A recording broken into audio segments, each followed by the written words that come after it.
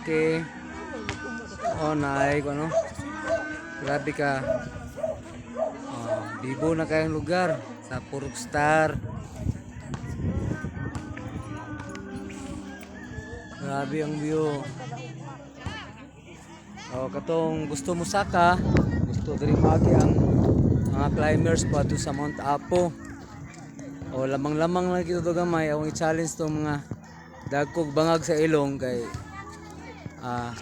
makaginhawa og sakto inig subida na. Pero katong gamay-gamay ra og bangag sa ilong kuan lang exercise lang maayo para kaya ra gyud kayo ang tanan kung dili mo magmahay. Salamat kayo po do nga akong ilong dako-dako bangag. Nindot kayo pagka ginhawa. Ginhawa tagtarong bahalag putas at least okay kayo. Bibo diri karon kay na may araw ng Purok Star ugma ugma lagi, so